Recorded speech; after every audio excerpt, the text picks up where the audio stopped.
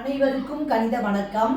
இப்போ பார்க்க போகிறது 8ஆம் வகுப்புக்குரிய கணக்கு பயிற்சி 1/4 8வது கணக்கில் 3வது கணக்கை இப்போ பார்க்க போகிறோம். தசம எண்ணின் வர்க்கமூலத்தை காண்க அப்படின்னு சொல்லி கொடுத்துருக்காங்க. 2.0164 இந்த கணக்குடைய வர்க்கமூலத்தை இப்போ கண்டுபிடிக்க போகிறோம். 2.0164 இந்த கணக்கை என்ன கண்டுபிடிக்க போகிறோம்? வர்க்கமூலம். இப்போ பாருங்க, கடைசியிலேருந்து ரெண்டு கோடா நம்ம 2 நம்பரா கோடு போட்டுட்டு வரணும். இப்போ போட்டாச்சா? இப்போ 2க்குள்ளார இருக்கிற வர்க்கம் வாய்ப்பாடு 1 தான் இருக்கும். 4 1 1. அப்போ 2ல் 1 போனால் 1 புள்ளி இங்கே வச்சுக்கிறோம். அப்புறம் இந்த 0 1 கீழே இறக்கி எழுதிக்கிறோம். இப்போ 1 1 2.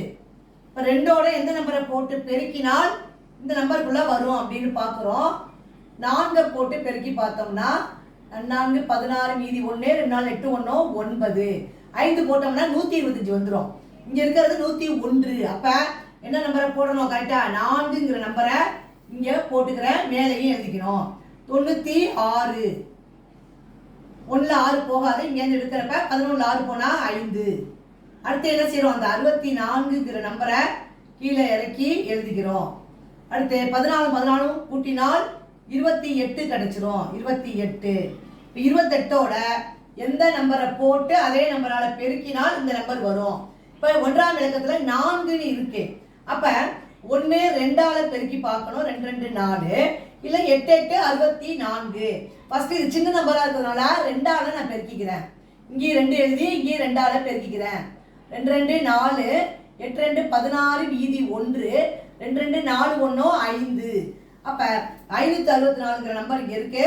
அப்போ 2ங்கிற நம்பரை தான் நம்ம என்ன பண்ணலாம்? கரெக்டாக எழுதிக்கலாம். இங்கே 2 எழுதுறேன், இங்கே மேலேயும் என்ன பண்ணணும்? அந்த 2 எழுதிக்கணும். பெருக்கினால் 564 கழிச்சோம்னா 0.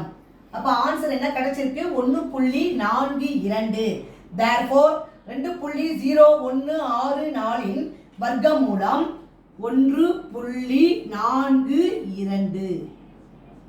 இதுதான் இந்த கணக்குக்குரிய விடையாகும்.